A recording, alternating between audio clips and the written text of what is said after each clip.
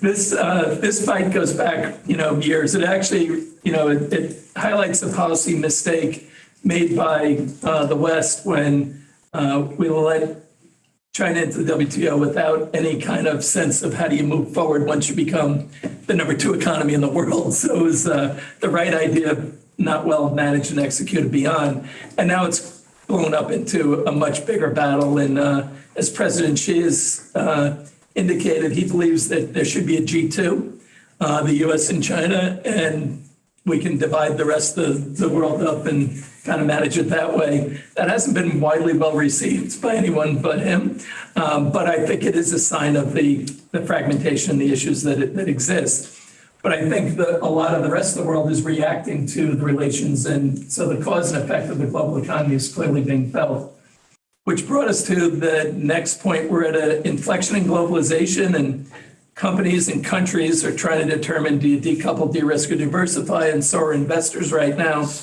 And we're at one of those inflection points that you have to make big decisions in terms of your portfolio, where you're going to be likely caught well out of bounds. And if you use history as an indication, we think that this is a very risky time to just assume that the way things happen in the past are going to happen going forward. And mainly just looking at China as a, 2019, $20 billion economy with a very different debt profile and a growing, emerging middle class, but the problems that they have that they didn't have in the last 10 years. So we're in a very different spot. You add to that, the national security concerns are really changing where capital flows and really redirecting it to where you're moving to a bifurcated or trifurcated world that you're setting up redundant systems which create greater inflationary pressures, which brings us to the next point is inflation is high and it's going to stay high in our view.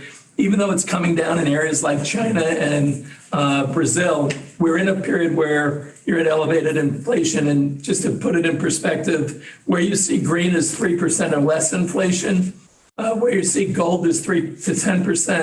And as you move up the darker gold colors, you're up to 10 to 25 and 25 and above. So this is not a scenario where the central banks are really in control right now. And there is a chance because of weather and other issues that they could lose it right now because we've benefited on the headline from better energy, lower commodity prices, and better weather. But you're seeing the salary increase coming through, whether it's the Teamsters and some of the others that are coming through at 30% increases. And you are going to have this push of core inflation still remaining high, headline inflation coming down. And that's going to be one of the challenges. And it's forced central banks to raise rates. The U.S. is continuing to raise, will likely raise 25 today. If not, they may do 25 another quarter, or they may do 25s before they're done. But the bigger point, and I think what people missed was because of all the stimulus and because of all the tightening that's been done, the central bank was really in a position starting last year where they were really hacking into inflation because of how aggressive these rate moves have been. And we saw inflation coming down overall, but we were worried about certain types of inflation being more persistent and wages being one. But Social Security increase, they just announced for next year another 5.9% increase on top of the 11% this year. That's embedded in the system now and creates a new base rate, which means inflation is going to be a little bit more troublesome than the numbers have indicated lately. And we could see actually a reversal where we start to see inflation move up again more broadly. And that will create some bigger concerns. And it's part of the reason why the Fed has not been as quick to call it quits on the inflation fight. And I think the fears of the 70s are real and could come back. So that's going to weigh on them, but we are adjusting to a higher level of inflation. And that's really the important level thing to keep in mind is as we've adjusted to the higher level of inflation, we're moved to a higher level of interest rates, which has been what we've been accustomed to more historically. But I think we talked about in the earlier session, when rates were so low, everyone looked really smart. Now that rates are changing, we have to really change our investment profile and the risks we're taking and think about them very differently. But it really has led to a reindustrialization of the global economy. And I think there's three things that are driving it. One is you have decarbonization, two, you have deglobalization, and three, you have remilitarization. And those three forces are all interconnected and all at work right now. This picture is actually the Taiwan semiconductor plant that's being built in the Southwest in the US. But one of the interesting things is it shows both the opportunity and the challenge that we're seeing with this reindustrialization, in that they got big money to do it. They have big money to begin with, but they got big government support to bring the facilities here with big incentives. But now that they're in the building process, they're finding that costs are rising. Access to people is a big thing. Getting the skilled labor to not only man the facility, but to also build it. So they're actually projecting this is going to take several years longer. And that's going to be one of the challenges with the process we're going through, whether it's decarbonization or reindustrialization or the remilitarization. All those will have these fits and starts, and you'll get all excited and get on the hype train. And then all of a sudden you'll feel the reality starting to hit and the obstacles starting to hit. So this is going to be an interesting time, and it won't be a straight line, nor will AI be a straight line either in terms of how that's brought in. But what's really driving the capital flows right now is government incentive schemes. And it used to be China had the big government incentive scheme, and it was the best visualized through their very public strategically 5-year plans, where they've outlined the industries and where they're going to support by government, which is really either you want to be a part of that jet stream or you want to be completely away from it. But just like you say, don't fight the Fed. I don't think you fight the Chinese government on their 5-year plan. And I think a lot of companies have come to that realization in the last couple of years. So that's redefining where capital flows, and it's actually shifted capital back from China to other parts of the world. The US being one of them. We responded pretty aggressively with policies of our own, which is very unusual since they're the same things we criticized other nations for quite some time. But this is $3 trillion put in place in the last 2 years, on top of another $4 trillion that came out of the pandemic relief. So we have an overstimulated system, which is part of the reason why we haven't hit a recession in the meaningful terms yet. But when you think about $3 trillion of redirecting capital flows and stimulus, is showing up, and it's showing up in ways I'll show you in a minute. I expect Europe has found that this is an Achilles heel for them, and they'll be moving very quickly to create their own kind of policy response to offset the losses, but it may be too late, and they might not have what they need to do that. I'll get to that in a minute. But this is just an example of the industrial and military policy of driving investments through direct investments and indirect subsidies for semiconductor and batteries. So one part of the gravy train, but covering 3 areas: the chips and semiconductor expansion and need to protect that from and bring that supply back to the US. It's also manufacturing credits in the orange is what you see of what the IRA is supporting, manufacturing coming back. And then the gray is the green investments going out and the support that we're providing for those areas. And what's really important about this and why we're focused on these areas is we don't know what's going to happen tomorrow or the next week or the next quarter. But when you see capital flows like this, you can invest with greater confidence for the next 12 to 18 months in areas and look past a lot of the noise that people are getting hung up on. But when you can see the magnitude of this, it's really it's a game changer that's coming. And Europe's getting hurt by this in a big way. And I've talked about this in some of the past briefings, but these are the reasons from the conference board in their European roundtable as to why they're losing competitiveness and the risk to competitiveness there. And obviously geopolitical tensions being a big one when there's war in Europe right now. Inflation has been a big one for the last couple of years. Energy prices, which have been a benefit because they've come down and they've dodged a really bad winter last year, you're now having pricing pressures, heat pressures coming up, and you're going to likely see with the magnitude and the volatility of weather patterns, it's going to be not likely we're going to escape another easy winter. And that would lead to concerns about a reinflation coming into Europe. But I think the other issue, and this is starting to really hamper a lot of nations, is skill shortages. It's a big problem in Europe, but it's a big problem elsewhere as well. And I think the other scheme, and when they do this survey next year, you'll see skill shortages and lack of comparable incentive schemes moving much higher up in the rankings because of the relative importance that they're going to have. 4 in 5 CEOs in Europe say that their competitive position is weakening. And I think that's That's really bad, but even worse is only 9% see them strengthening or strengthening significantly. And I think this is due to a couple forces. One is, I think in Europe, when the financial crisis hit, they worked really hard, and the pandemic, they worked hard to defend failing businesses and failing industries when they should have been focusing on starting the transition back then with zero interest rates. They waited too long to make the investments. Now we're making them now at 5% interest rates, and not a great scenario, but that's part of the challenge.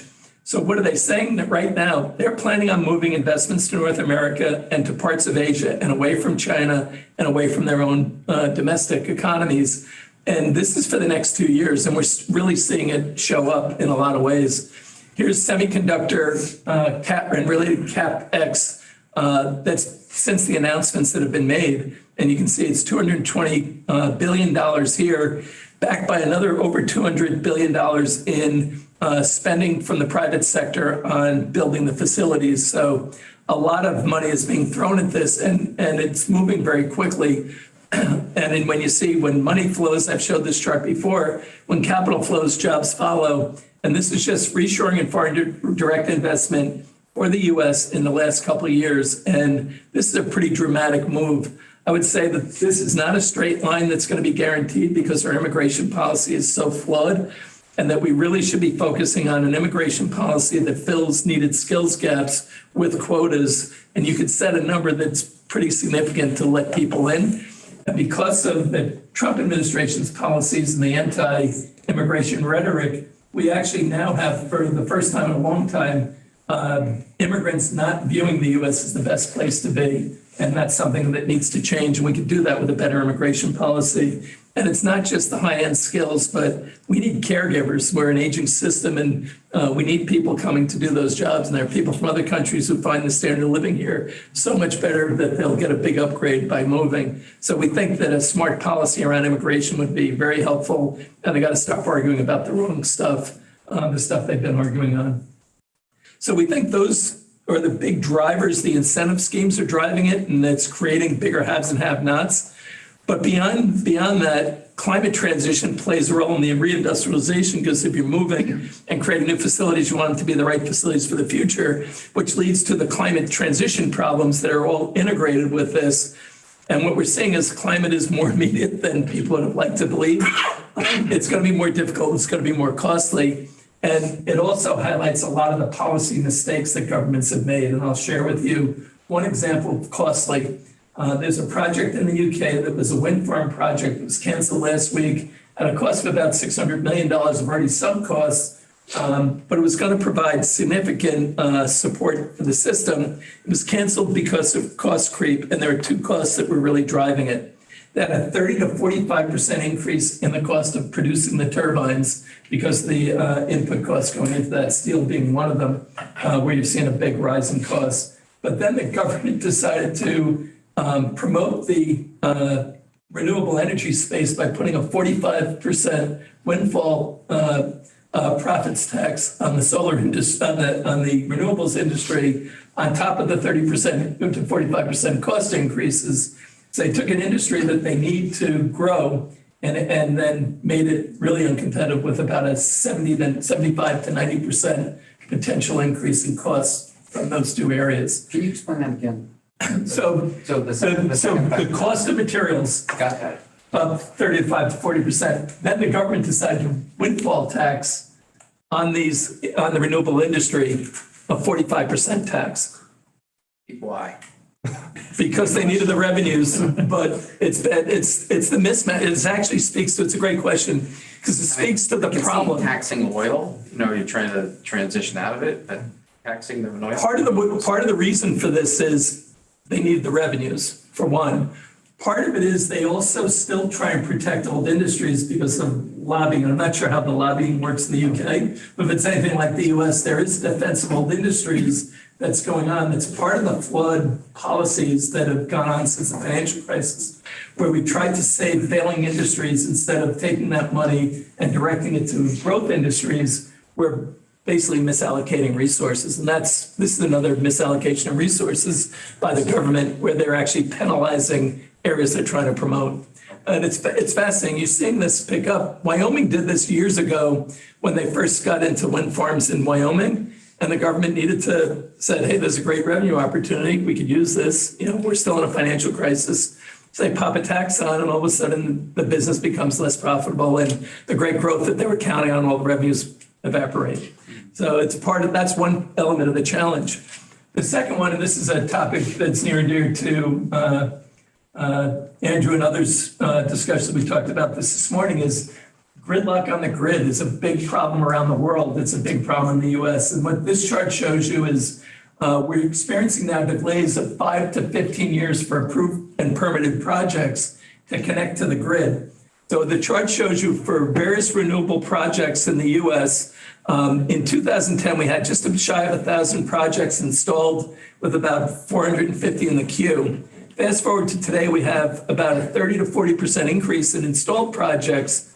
The queue is now 4 times greater, and that's where the delays are starting to come in. And we have power being generated in areas that it can't get to the people that need it. And that's a flaw of the structure of the grid, is not designed to just pop in renewables and say it's going to work. It's a very complicated change. So this is another case where ideology and practicality did not connect very well. But you can see this grid access is a big problem, not just here, but France just had a project that was going to provide power for 30,000 homes, all ready to go, 5 to 7 years to access the grid. So we're having great successes and showing great opportunities and improving the quality of clean energy, but then we're hitting the reality of, can we absorb it into the system in an effective way so we get the benefits of it? And as this goes on, it reinforces the need for fossil fuels, because if they can't access the grid when they have the projects, you're not going to get the power that you need. So a very complicated scenario that people want to simplify, but it's not simplifiable. And then you add to it just the exponential growth of renewables is creating its own problems. And I'll use electric vehicles as an example. Last year, globally, EVs were up in sales about 58%. In Europe, it was up 60%, 66%. China's on pace to do, I think, 8 million EVs this year alone. I think the US SAR historically is 14 to 15 million. So in this year, they're going to do what half of the historical sales in the US are in China. The US has actually been a pretty phenomenal story too, in that it took us to sell the first million EVs took us 5 years. The second million took 17 months, and the third million took about 7 months. Add to that now, because of the Inflation Reduction Act, you get a $7,500 credit towards that, so they're incenting even greater sales, which has pushed companies like Tesla to lower their prices so that people could qualify for those and get people further hooked into the system. And it's a challenge because it requires a lot of materials and it requires powering up. So this is a chart of the materials critical for the transition to a low carbon economy, broken down by the different sources of renewable energy. And you can see in the green, it's a high importance, blue is medium, and yellow is low. And for a lot of these, you need access to these, and you need safe, secure, dependable supplies. And that's one of the big changes that occurred in the reindustrialization, where all we cared about for 20 years was lowest cost and fastest returns. And we didn't care about human rights. We didn't care about, safe and secure. We didn't care about having redundant systems and all that. And the pandemic and the war in Ukraine changed all that. And when it comes to these materials, the majority of these are still produced out of China. And that's what's keeping leaders up at night and forcing big changes on the global economy. So you're creating this redundancies that are going to add to the cost and make this more inflationary than initial. And Mark, when we first started doing a lot of these was back in September of 2019 in London. And we talked about this, and it was a really hard concept. If everyone's getting behind renewables, how will it be inflationary before it becomes deflationary? And this is the challenge of it. The system isn't geared towards just slide it right in and it goes. It's going to be a process. So keep in mind the three things that are going to drive the transition, and areas that you want to watch in your investments are Are they experiencing cost creep, or are they in the spot that they need to from a cost perspective? And is the government supporting them where they're producing it or not? The second is, can they access the grid, and how long is it going to take for our grid systems around the world to be receptive in a way that they can absorb the increased power and the differences of power coming in? And then third is, do you have the dependable sources, the critical materials to actually make the transition? My suspicion is because of all these problems and because of the problems in reindustrialization, the US and China will find some kind of better way to partner and still compete with each other, and we'll be screwing each other where we can throughout, but we'll find ways that we can't afford to not partner. And that's really what they're talking about with the guardrails right now. I think that's what it's going to be.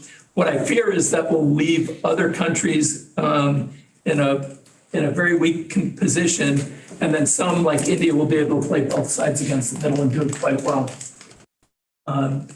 Which brings us to, how do you invest in this? And I'll wrap up fairly quickly with this, but what are the implications of this, and how do we think about it at ARS? I want to just start with how different the market is right now and where we are with this, because this is a really unusual environment we're in. And I want to just have my figures for this ready, because the year has been quite unusual. So in the US S&P, it was up 17% on a cap-weighted basis through June. It's now up almost 21%. When you have moves like that historically, you would see broad participation. We know it has been broad because the equal weighted index is only up 7 through June. So basically 7 companies that drive the total returns of the market. But when you looked historically about up years like this, and there's big reason from January effect and from the first 6 months to expect that we'll end on a positive note for the year, and maybe even up higher. In 17, 40% of the stocks drove the majority of the returns. In 19, it was 65%, and in 21, it was 52%. Fast forward to this year, 9 stocks drove, or 8 stocks drove 70% of the returns. It's really staggering, and there's good reason for them driving it, but it's mostly around generative AI. But keep in mind, these companies have rock solid balance sheets. They have been making massive investments in future growth so that they can cut off future investments like Alphabet and save $5 billion of cash flow and drop it right to the bottom line by cutting back the spend. They're doing that. But where we're seeing opportunity is in other areas that are not really being well trafficked and quite frankly haven't performed as well as we'd like, in large part because of the way China reopened. But it's really around 3 areas: materials, energy, and industrials. And you can see in our material exposure, 46% of our flagship portfolio is selling for a significant discount to the S&P. And in this case, in the materials, a company like Cliffs, which reported yesterday and had pretty attractive numbers, they've raised prices 7 times this year. They're selling for an under 9 multiple, and they're selling for less than their historic multiples. And yet these companies are paying down debt. They're much more profitable, and they're much more environmentally focused, so that they're actually moving to more positive contributions to the system than they ever have. And, you know, who would have thought 20 years ago that the steel industry would be on the cutting edge of some of the greening of the system, but they are. Commercial Cliffs is absolutely essential for the EV sales in the US, where commercial metals is actually essential to the rebuild because they do, among other things, rebar. And as you're building fabrication facilities for chips, you have to put at least twice the amount of rebar into a facility so you don't have the vibration so the etching doesn't get off. And so just 2 areas that we like. And just to put it in perspective, these are important areas. It's hard to see how you have advances in technology, make the clean energy transition, reindustrialize, and solve all the needs that we have as nations around the world when your weighting to the materials sector is only a little over 2%. So you can't get copper, you can't get the things that are the rare earths, you can't get all the things that are absolutely essential for the transition. And yet in the S&P, we view them as only a 2% weighting. And part of the problem for that is because most of them are sourced out of China right now. There's 2 companies for rare earths that are producing right now in the West, and they're really just starting, Lynas in Australia and MP in the US.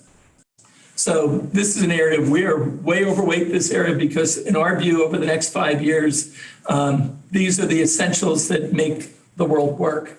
When it comes to energy, we believe that the transition, and have held this view for a while, that you need both fossil fuels and the renewables to make the transition effective, and choking off the fossil fuels and vilifying that industry at a time when they can provide a lot of data. When AI can really work, they have the data that can help make this transition really effective. And we're vilifying them instead of embracing them. It's a crazy setup. I get that they need to change, but the banks have changed them too. So they've made this a much more profitable area to invest with less of the volatility because they're producing massive cash flows and not wasting money for growth's sake. So it becomes a better investment opportunity and still an essential area for capital flow over the transition. And then the industrials, we look at it in two cuts. One is national security, so it's the defense industry. And the second is the industrial companies that are either going to drive the clean energy transition, drive the reindustrialization, or drive the rebuild that's going to go on around the world. And that doesn't even get into the fact the rebuild, when we get to an end of the war, potentially, the rebuild of Ukraine and the rebuild of Russia that I think is going to have to go on is going to be extensive and take a lot of materials that just aren't in big supply right now.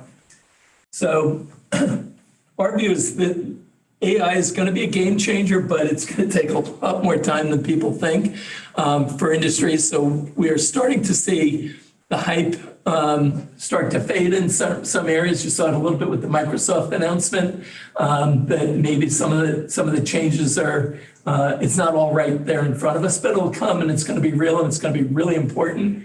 But the promotion of it right now is a little ahead of where the returns are going to be longer term and the practical applications in our view.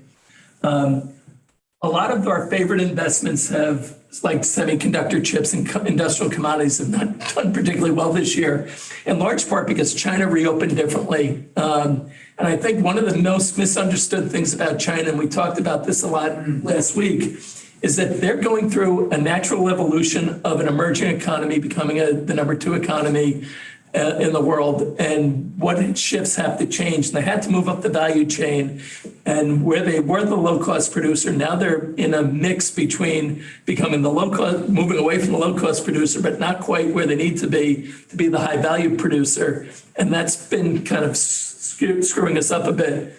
Add to that the fact that the debt problems are starting to come to light in China, and it's weighing on one of their most important sectors, their real estate sector, which is 25% of the economy. It's changing their politics, and it's also changing how they're spending.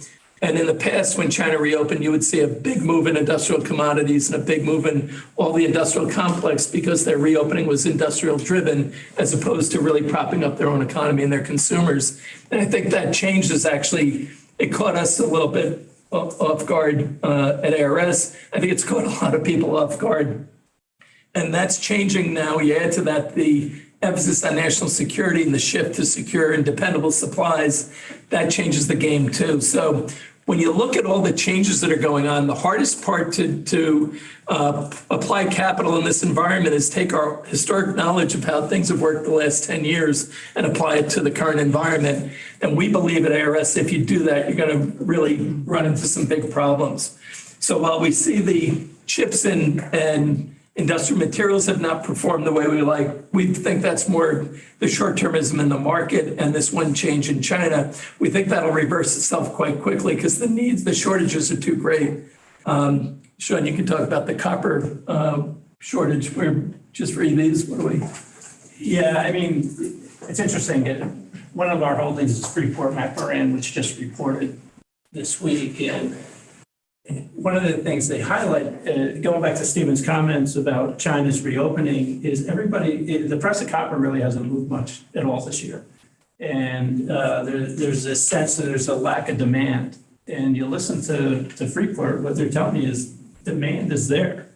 It's actually been pretty steady because it's been replaced by this transition, this move to EVs. So that demand is there, and what's coming is even greater. And you've got an industry where the cupboard's bare. Inventories are at all-time lows, yet you've got this huge demand cycle coming. So, you're looking at a business that's, copper trading at $4 a pound roughly. They're generating about 8 billion in operating cash flow. Look at the leverage they have to the price of copper. They're one of the low-cost producers. It's about $1.50 a pound for them to produce. Every 10 cents in an increase in the price of the commodity is 300 million plus in cash flow, right? So at $5 a pound, and listen, I'm sure you guys see the commodity strategists on the street. I mean, Goldman's got a call for, I think, $7 within the next few years. At $5 a pound, that's 3 billion in cash flow, right? So to us, that's the opportunity. Right now, it's trading sort of at a market multiple, but that's on an earnings level that we think is severely understated as we look out. So, you look at a business like that, and by the way, their policy on allocation of cash, 50% of their cash flow is coming back to you as a shareholder, whether it's in share repurchases or dividends. It's basically 55% is in share repurchases, another quarter or so in dividends, and then they'll have a variable dividend that makes up that balance. So we're sitting here looking at a cash flow story that looks pretty visible to us. Going back to Stephen's point, here's a stock that really hasn't worked until the last 2 weeks. We're up about 13% over the last couple of weeks here, but and it's really been a case of, again, the short-term sort of focus on the commodity price that I think consensus is, we're going well above 5 over the next couple of years. So that's the story. We can see it, and all of this activity, all of the fiscal programs that have put in place support that, and that's the visibility we're looking at. And Stephen mentioned steel. I mean, Cliffs just reported. By the way, high entertainment value anytime you listen to a Cliffs conference call. Goncalves is a complete nut, Brazilian, just very passionate, but. And colorful in his language on calls. Yeah. Calling animals idiots and stuff like that. Use the word. Is there a beat button? But you look, again, an industry or a business they've raised prices 7 times this year, right? I mean, is that a business that's heading into a recession? No. And that's been the overriding sort of view, certainly in the first quarter, starting to soften a little bit, this quarter, and now, folks have come to the realization that it's just getting pushed further and further out. So 7 times they've increased prices. This quarter for Cliffs, $775 million in EBITDA. It was their best quarter, in the history of the firm. I mean, that's what they're looking at. They paid down $500 million in debt. I mean, you go back to a steel company. I mean, typically these things, you go back 4 or 5 years ago, they were running 4 or 5 times levered versus EBITDA. They're down to 1.5 times, right? And they're just, you look at that 7 times they've raised prices. I think they were up. I think it was about $140 a ton in their steel prices that they realized this quarter. That's just the beginning, right? Because as contracts roll off, they get set to the new prices and so forth. So that price increase will continue to flow through the numbers for certainly the balance of the year. And to Stephen's point, they are right in front of the auto sort of pick up again in production. They are the #1 provider of steel to the auto industry. So, we came through COVID, shut down production. We're just getting back to producing cars at a level in that 14 million or so range. So again, a huge beneficiary. I also look at the auto industry. When you look at the average age of a car on the road today, I think we're closing in on 13 years. So you got a refresh coming to begin with. And these guys they'll be sitting pretty there. And the last one I'll mention, sort of in that material space, is commercial metals. Stephen talked about rebar. Intel, which we know is putting in a big, I call it the semiconductor city outside of Columbus, Ohio. They're talking about doing up to, that way? Yeah. Up to 8 facilities. So Intel had a slide in their investor deck, is probably 3 or 4 quarters ago, but what does it take to build a fab? 75,000 tons of rebar for one facility. Now, it's a large facility, it's 250,000 square feet, but 75,000 tons, it takes another 35 tons structural steel. We've had 30 announced fabs to be built in the coming years in the US. You're talking about a huge increase. Commercial metals, again, there's this talk of recession. Sean, to your just the point of understanding, when you build a fab, it has to have 0 vibration. And that's where all the steel and cement, this isn't just a building. 35 of them is unprecedented. You're not just building a warehouse. I'm just making a point. So you look, and then you look at and again, they're in August year end, so their last call is a little bit dated. But again, they're talking about, what are the internal factors we're looking at for the business? So one of them is, their bidding process. That's a good sign of what the future pipeline is going to look like, up 30% year over year. Their backlog up 20% year over year. Then you look externally, there's a construction index, it's called the Dodge Momentum Index, a Dodge Design Index, you got a couple of them. But what it tracks are large-scale construction projects that have entered the design phase.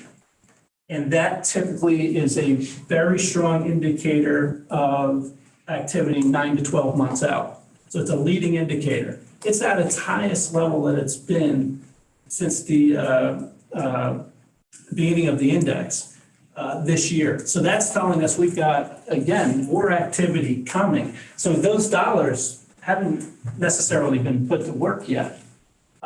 So you're looking at those indicators. One last one for them was the American Transportation and Builders Association. They put out a report annually that tracks the amount of highway and infrastructure bridge work that was awarded that year. So 2022, 25% increase in jobs awarded. It's the highest level they've ever had. Now, why is that important to a business like commercial metals? Well, rebar and road work and bridge work uses 5 to 6 times the amount of rebar than your typical construction job. And these are jobs that typically run 4, 5, 6, 7 years. So, that's part of again, when we think about where capital's flowing and, this isn't a 1 quarter, 2 quarter event. These guys have a roadmap in front of them that is extremely positive. And again, it's in that materials sector of the market, which typically you'd be running from if there was a recession. Our view, if you've been listening to Stephen over the past 6 months, is there are competing factors where even if we had a recession, our view was that some of the typical businesses that are hurt were going to be supported by some of this fiscal stimulus. It's interesting, Sean, that we're in a period now that reminds me of the early 2000s when China was really just starting to do their big spend. It was the materials complex was going to be driven by China's industrialization process.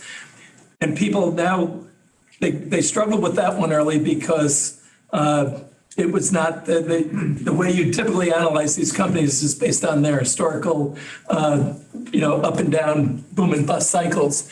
But you have to catch these changes. And we think this change right now, the demands on these commodities is similar to when China was taking off, because these are big transitions that are going on. You're basically setting up redundant systems for a lot of the world's manufacturing. Just think of it that way because of the split that's going on in the global economy. So we like the US. We think it's going to continue to be a magnet for capital. It's going to bring jobs back here as well. We think that the areas of investment opportunity really focused on national security and all that's involved in that. It's not just bullets and missiles. It's really now food, energy, and cyber all fall under national security. I think the maintenance and of the technological advantage that the U.S. has and industrial leadership, not just the U.S., but that's going to be paramount for all government leaders. And right now it's the U.S. and China really driving that part of it. And then this clean energy transition has massive demands on the system. And then you add to it what we're doing in technology and what it's changing. And we have longevity people on the phone, but the benefits that are accruing to healthcare in lower cost and much better health outcomes is enormous. So we're really excited about the opportunities that are going on today, even though it's really a kind of a confusing and uncertain environment. But we think the opportunities coming out of AI, this reshoring of and reindustrialization that's going on, backed by the massive stimulus, is really going to drive capital flows differently than people are prepared for, and will require a repositioning of portfolios for the future. And it's, I'm not talking public equities or private. These things apply to public and private equities, and debt is where you want to be looking at the opportunities. Mark, we'll open it up to go around for everyone else's inputs or views where they see capital. Comments? Rob? Hey, Steve, Mitch, I really appreciate that. I completely agree with you about that big theme for reindustrialization, especially in the public equity market. As you know, I run similar strategy, and we actually have fair amount of exposure in industrial and material land as well, slightly different from your portfolio construction, but similar thesis there. The question I want to ask you is just for all the foreign investments going to the US, especially those that require pretty high levels like skilled labor, not just your average steel factory, to think about all the semiconductor investments in the US. I'm just curious, how sustainable you think that's going to be?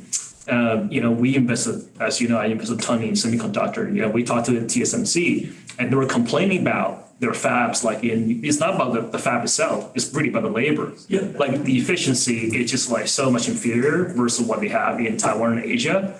So now what they're doing, I think they already brought 500 people from Taiwan to help train or to make sure the project are actually on time, and they're looking to bring more labor from Asia to the U.S. We hear similar comments from Fuyo Glass. You guys cover auto. I'm sure it's the largest auto glass maker. They have a fab in upstate New York, and they complain about the same issue as well. They need to bring people from China to staff them here. I'm just curious, from companies you talk to, from the government folks you talk to, if there's a more simple solution on the labor front, or if it's going to really take time.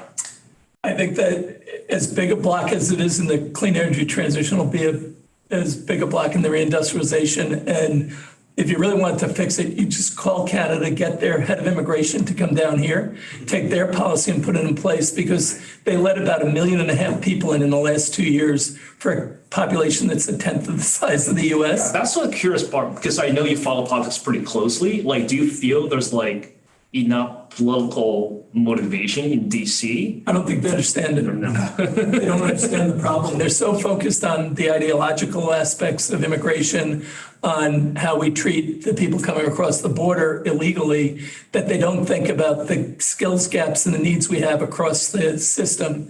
And the quotas, other countries do it as well too, but Canada is a good example of it, where they have very specific requirements for people coming in terms of where they want them to, what skills they want to fill, and they work to fill those quotas. It's a pretty simple setup to fix this problem. We cap our H-1B visas, I think, at around 100,000. We used to get 200,000 to 300,000 people submitting. They spend 2,000 for the application, and if they're not approved, they get the 2,000 back. Then they used to go back to their countries, compete, because we were leaving our foreign cash overseas because we couldn't bring it back without a ridiculous tax on it. And then they would send their products back and importing inflation. So that was our grand scheme for immigration. It was crazy policy. I don't know what it's going to take to get Congress to wake up, but every time they get business leaders in Washington, D.C., they should just be telling them, you're arguing the wrong thing. Copy their policy. We could be up and running much faster, and the people want to come here. It's so bad now that now the Canadian companies are taking out ads again in Seattle and Portland and San Francisco to attract the students who aren't going to get their visas to before they graduate to come up. Right. So do you think that poses a risk? Like, like TSMC is eventually going to say, all right, we'll build enough here so we can get your tax benefits or whatever subsidy from US government? Can I tell you that there's an answer for TSMC, not for everything, and certainly not for that. Sure. My son-in-law is getting his green card 2 years after he married my daughter. So he's Canadian, by the way. It's not coming from somewhere else. The answer is a model.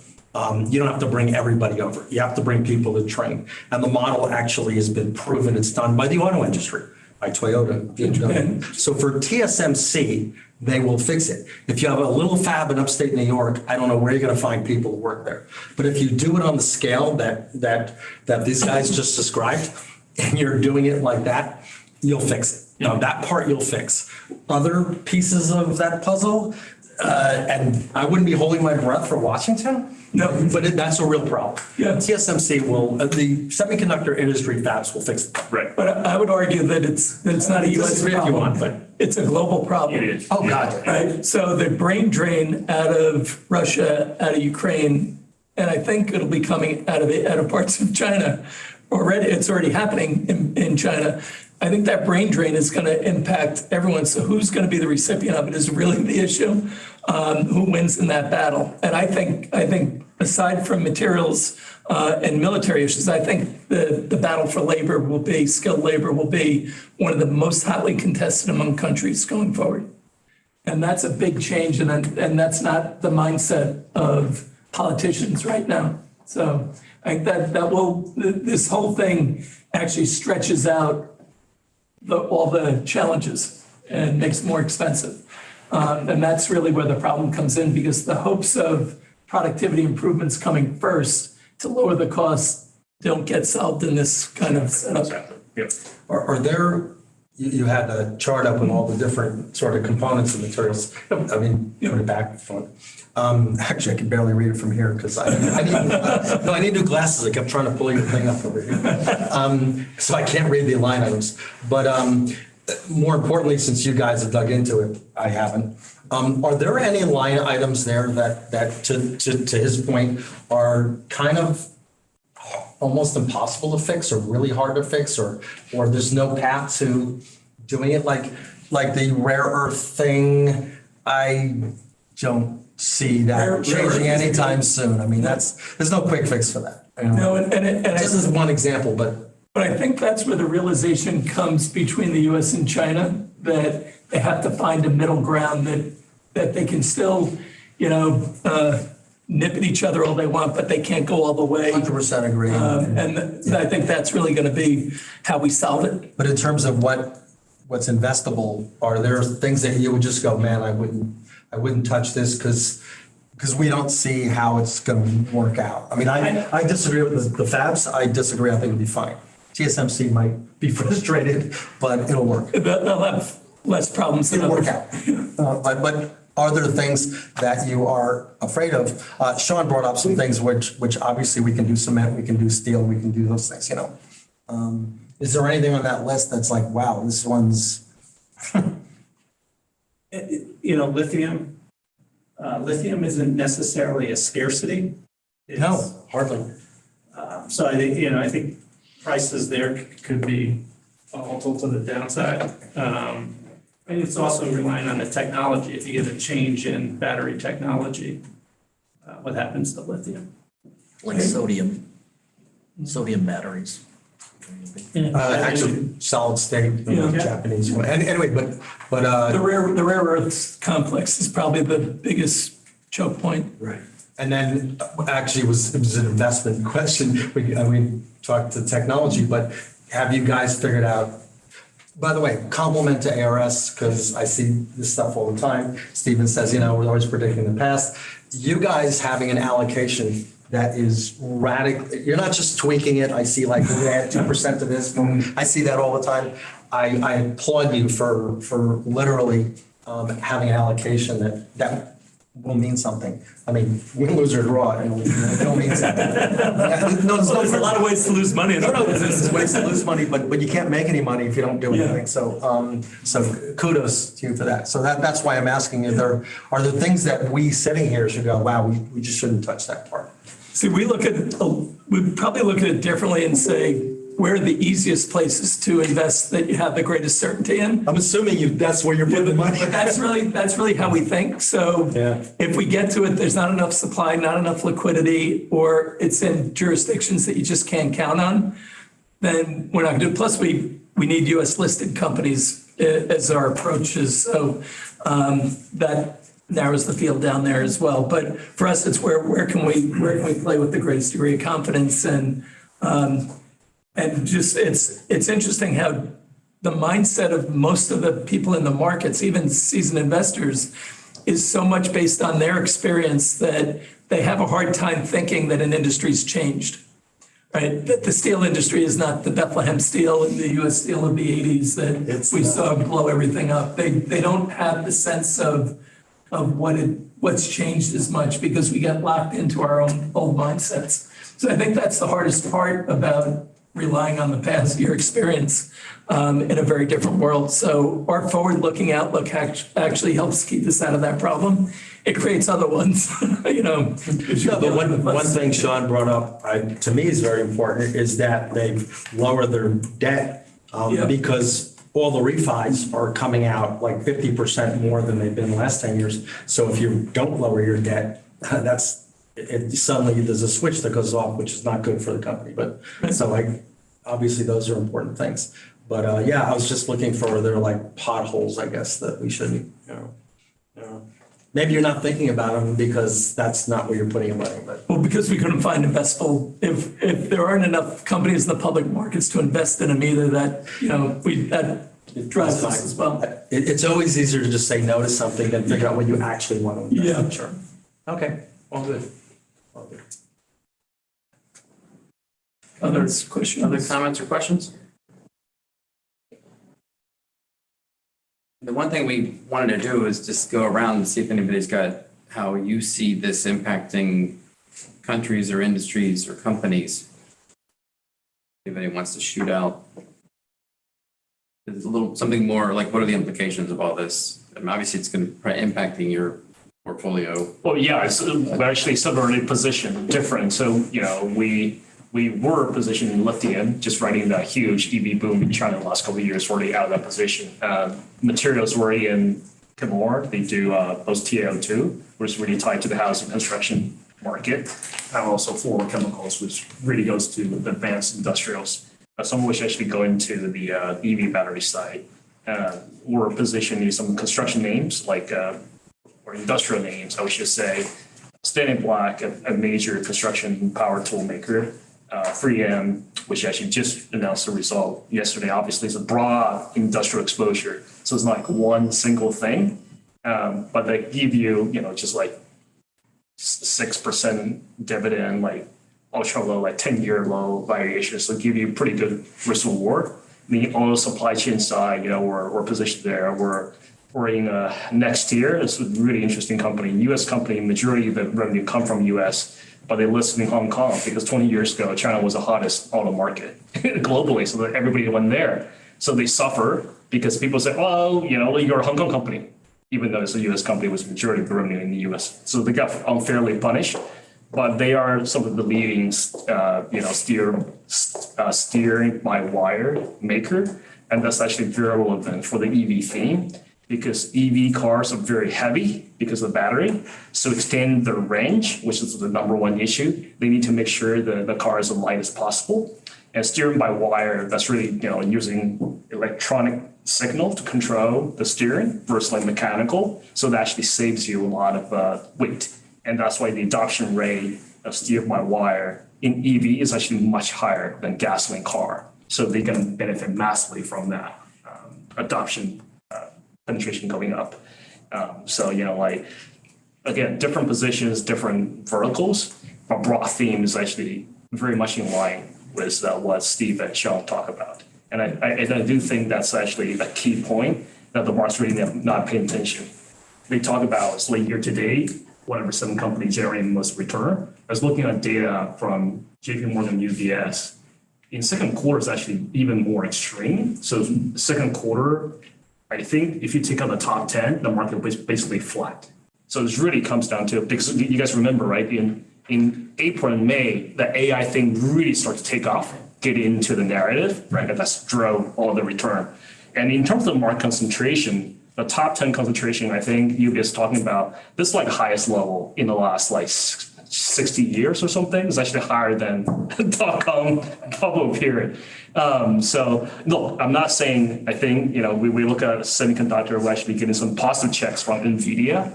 So it seems like they can still get sequential growth next 2 quarters at least. So I'm not saying, hey, look, they're gonna crack like next 6 months. They can continue to do okay. But I think that, as professional investors, right, we're looking for the better risk reward. And right now, the best risk reward, definitely not in your top 7 mega cap tech names. There are actually more interesting opportunities in the industrial material line. Anyone else? Yeah, I would say a lot of these themes exist in the US residential housing market for those who are interested. Some of the big themes that were started at the onset of COVID, they impact, just as was mentioned on the renewable side as well. There have been massive increases in material costs, and at the onset of COVID, you saw a big increase, you saw a decline, and now you're starting to see a large increase.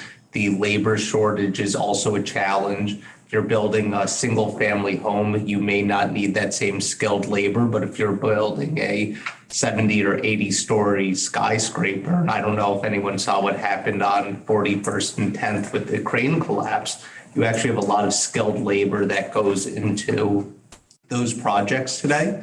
And another big theme that does exist is, we'll call it government intervention, but how are they supporting the need for residential housing in the US? There's an estimated housing shortage of between 4 to 6 million units based off of historical new household formation in the US.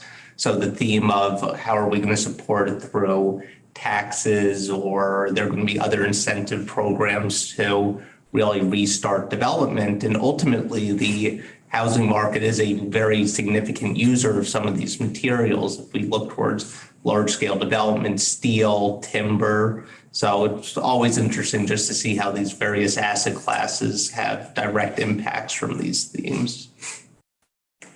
And a comment on that one for what these guys are talking about. So I'll be dead before Washington fixes the immigration laws, but all the stuff you guys were talking about was money that was allocated and spent over the next 10 years, several years ago. When those bills passed, it wasn't like the money flowed right away. It is already spent for 10 years. They can't undo it. They can't stop it. All those roads, all that stuff, it's funded.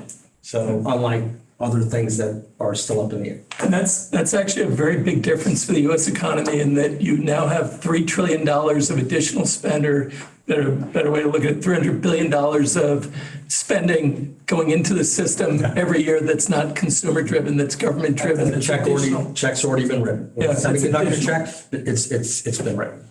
A lot of things not. Aaron, your hand up? I did, yes, thank you. And this is so fascinating. Thank you so much, Stephen, for this amazing deep dive on this. I really, really appreciate it. And everyone's comments. It's fascinating.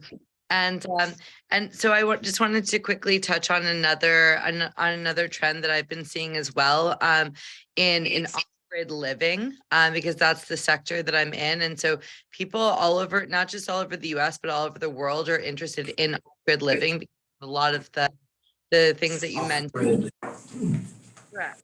Yeah, exactly. Sorry if it's not meaning clearly. So for example, people want to be energy efficient, and as well as off grid, have their own systems for, especially if they have bigger properties. I'm seeing a lot of people, some of my friends have bought islands, and also eco communities. So there is also a major trend in this, specifically because of what you mentioned, Stephen, with the grid, the people are, it's so slow to implement these systems, in especially in the US, especially with these innovations. So a lot of people and also cities around the world are looking with off-grid solutions. So renewable energy batteries, these types of things, I'm actually seeing an increase in the demand for these essential resources, as well as a lot of the materials that you mentioned as well. I was looking at, my friend shared that a titanium plant that he's involved in building in the south, so about 6 months ago with me, and it made a lot of sense because I'm also seeing a lot of like tiny being built, all these types of things. Mentioned military, aerospace, all these types of things. So I just wanted to share that as well. Sure. Thank you. Yeah, you're welcome. Thank you. Thanks, Maren. To Mara's comment, maybe somebody has a better picture than I do.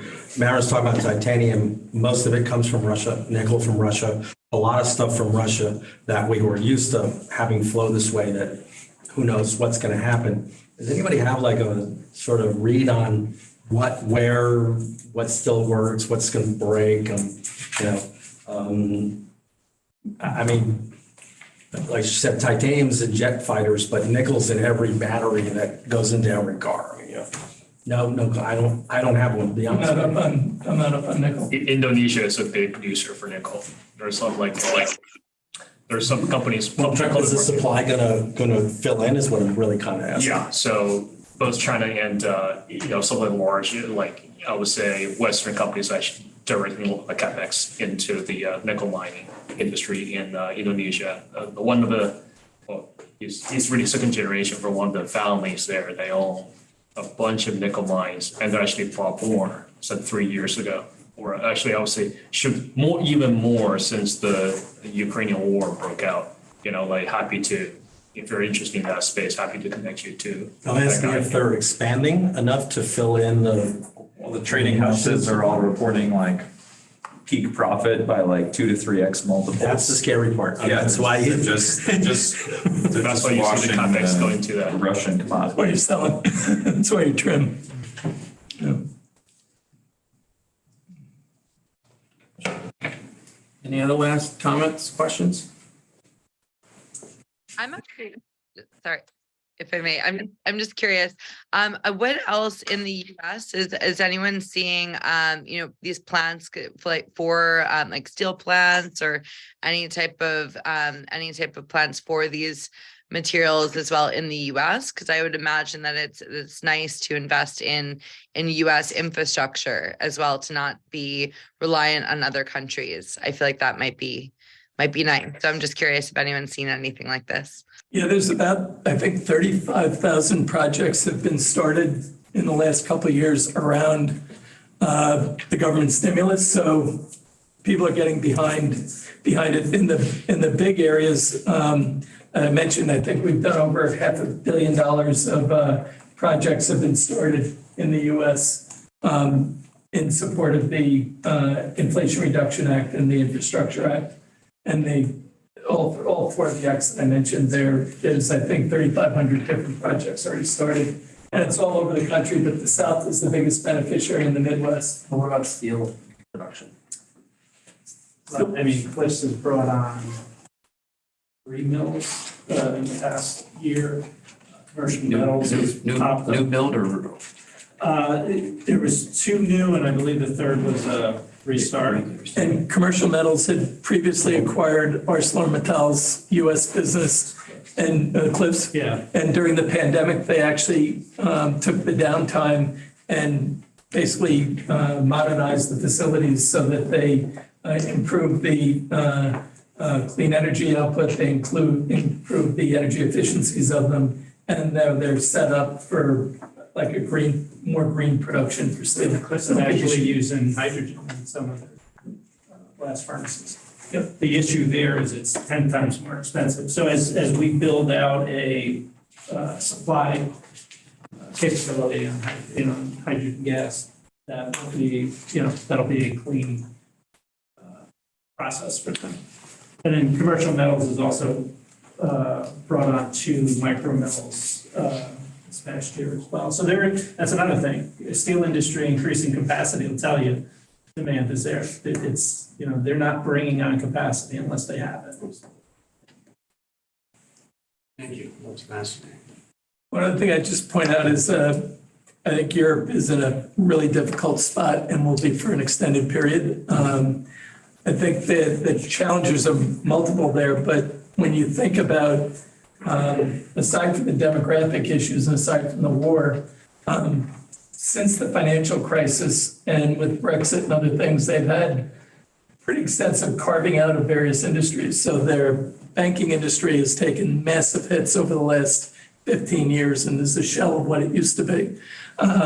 If you think about the energy cost problems that they have in Germany, Germany is losing a lot of manufacturing capabilities because of the water levels in the Rhine, because of lack of government support. There's a lot of reasons for it, but I fear that Europe is going to be in an extended problem that is worse than people think because of the whole collection of it. And then they don't really have a great setup for the way their central bank policy worked coming out of the financial crisis. It was very different. We recapped our banks. They kind of kept them on life support. And they're no better off than they were. They're better off, but not materially better off. And I would argue that some are worse off than they were pre-crisis. So there's been a whole, reorientation of their industrial base, and what was driving their economies previously, I don't think can be counted on to drive them going forward. So I think that's a real challenge, that it's going to be slower to build, but will all of a sudden be felt in a material way. And I think that's one of the things we have to keep an eye on, is that shift of capital and who's going to fill the void.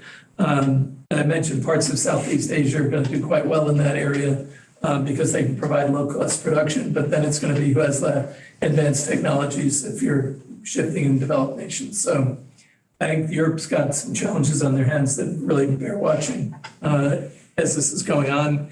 And I think it'll feel like a slow-moving car accident. So more negative on that than a lot of people from Europe might be now. And I think they've dodged a bullet, but I think the winter is going to be bad. I think the inflationary pressures are going to start to. What, Stephen? I think it's going to be bad. I think they benefited last year from I thought you mild said winter. winter. No, and I think they benefited from mild winter. I think when you have the dramatic move in water level, water temperatures that we've seen and overall temperatures, that leads to very violent storms. So I think we're going to have a bad hurricane season here. I think Europe will have some bad, I think globally we're going to have some really violent weather patterns that are going to be very disruptive. El Nino. Yep. One sort of the Asia thing we focus on, the things that China does and is 90% of solar, whatever.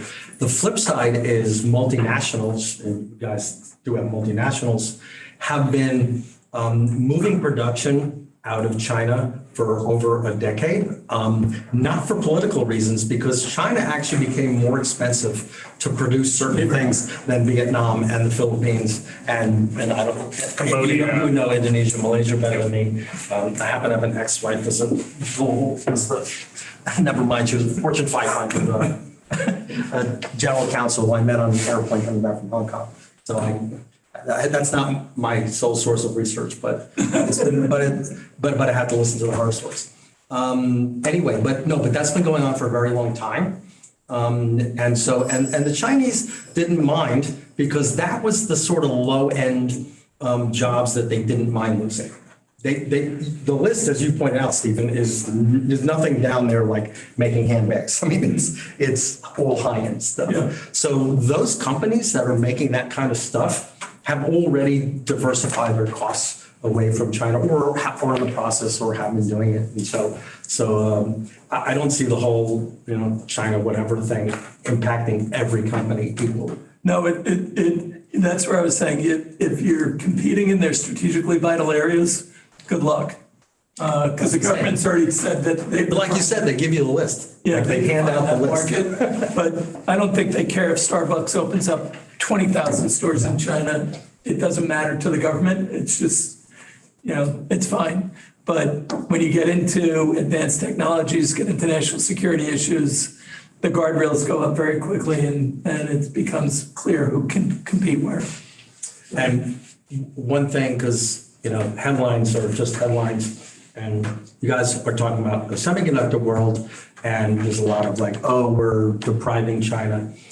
98% of the semiconductors that are produced for cars and for everything else in the world, China has the ability to make them. It's not old technology, it's just not the cutting, It's not the 2 nanometers. So there's 98% of the stuff in the world they can make, they get the chips, they can do it. It's not the bleeding edge. We can do whatever we want to do. China can make whatever they want to make. That's what I'm saying. That's the reality. It's not like they've been cut off from chips in the world, they can't do anything anymore. No, and It's in not like fact, US, companies around the world are really in a tough spot where, Siemens announced they're going to be investing in China and investing elsewhere. Micron, who's in the crosshairs of China, has been banned in certain products, is making a $600 million investment in China. They'll be fine, it's just a political. No, but that's what I'm saying. So that companies have hard decisions though, because they are losing efficiencies when they do this. And that's really where people are I think you're gonna find that the differences between the winners and losers will be those who make the right decision to diversify, decouple, or de-risk. They'll be the ones who can figure out that they have the balance sheet that they can be able to make the investments. I think the highly indebted areas, I'm sorry, the debt guys left. I think there is a pileup coming at the end of that highway. The last thing I sent the note that Q1 was all high yield refis. And the high yield universe is still at 5.5%. All the refis came off at 8.5%.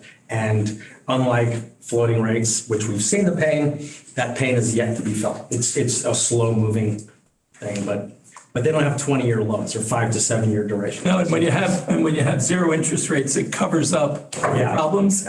5% interest rates expose a lot of problems. That's why I brought up what Sean said about companies that have reducing their debt levels or safer bets. Yeah, that's a slow moving train wreck. Yeah, I think the debt problems are going to actually exacerbate the have and have-nots, not only in income inequality, but company inequality and country inequality. And I think the FANGs, for all the criticisms that you can throw on them about their valuations and everything, their cash is massive.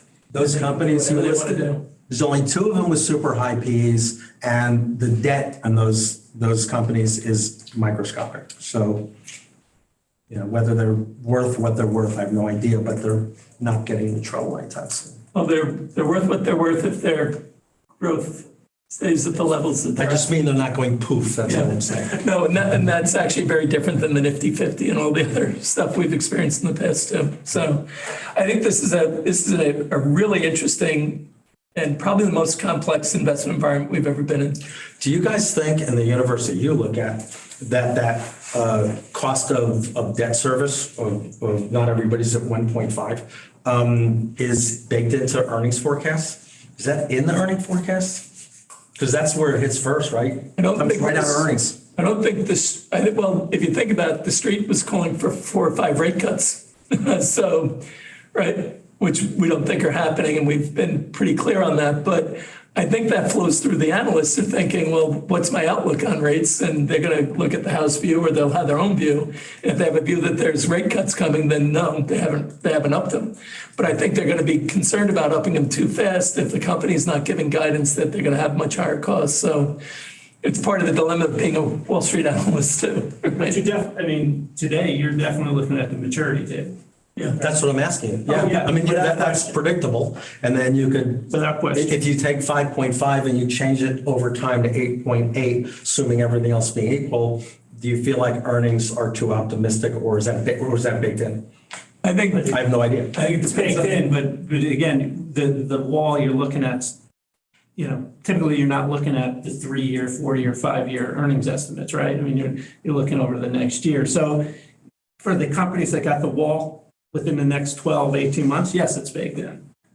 If you're, other company, who's looking at the 3 and 5 year earnings estimates. right? Well, the other thing is a lot of Investors are I looking guess at the next 3 months, you know, to get them to focus. By the way, longer term. the 10 years hitting new yield highs, if, you know, fixed rate debt isn't refied in 6-month intervals, it's 5 to 7 years, so